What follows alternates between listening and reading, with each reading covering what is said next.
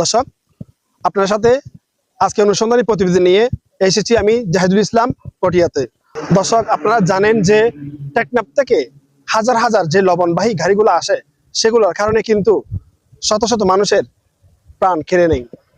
তার মূল একটা কারণ হচ্ছে কি, লবণবাহী যে গাড়িগুলো আসে সেগুলা থেকে ছুঁয়ে ছুঁয়ে যে পানিগুলা পড়ে, সেগুলোর কারণে কিন্তু দুর্ঘটনার সংখ্যা বেড়ে যায়।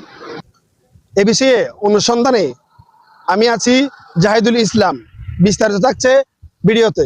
যে কিভাবে পানি পড়তেছে এটা সম্পূর্ণ আসলে একটি ট্রাকের মধ্যে লবণ বহন করা। এই লবণের গাড়িটি কিন্তু আসলে দীর্ঘক্ষণ এখানে দাঁড়িয়ে আছে। এটা মানে পানি যেভাবে পড়তেছে, এটা আসলে চারপাশ থেকে কিন্তু পানি পড়তেছে। যদি একটু দেখানোর চেষ্টা করি, যে এখানে কিন্তু আপনারা দেখবেন গাড়িটির চারপাশ থেকেই কিন্তু লবণের যে পানিটা, এটা কিন্তু চুয়ে চুয়ে পড়তেছে আস্তে আস্তে করে। তবে এই বিষয়টি কিন্তু মানে এতক্ষণ যেটা আমরা বলছিলাম, আপনাদের যে জানাচ্ছিলাম, যে আসলে লবণের গাড়ি থেকে কিভাবে পানিগুলি পড়ে, এটা একটু দেখানোর চেষ্টা করছি। আর এই সড়কের মধ্যে এই পানিটি, এই যে পানিটি পড়েছে, এই পানিটির কারণে কিন্তু, এই পানির কারণে কিন্তু মানুষ দুর্ঘটনার প্রতিনিয়তই কিন্তু সম্মুখীন হচ্ছে। তবে আমরা যে এই গাড়ি চালক রয়েছে তাদের সাথে কথা বলে যতটুকু জানতে পারলাম, যে এই সড়ক থেকে টেকনাফ থেকে চট্টগ্রাম শহরে পৌঁছানো পর্যন্ত কিন্তু জায়গায় জায়গায় কিন্তু তাদেরকে পুলিশকে ম্যানেজ করে টাকা দিয়ে তারা কিন্তু আসলে এই রাতের অন্ধকারে কিন্তু এই গাড়িগুলি চালাচ্ছেন বা বহন করতেছেন।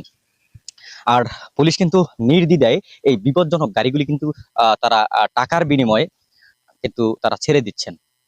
আর এর দুর্ঘটনার শিকার হচ্ছেন কিন্তু সাধারণ মানুষ আর রাস্তার পথযাত্রীরা। যে ড্রাইভার, যে চালক যারা রয়েছেন, তাদের সাথে একটু কথা বলার চেষ্টা করি। আচ্ছা ভাই, আপনারা আসছেন কোথা থেকে? সে হচ্ছে ইয়া থেকে, নীলা থেকে। নীলা থেকে? জি টেকনাফ নীলা থেকে? জি। আচ্ছা আচ্ছা আচ্ছা।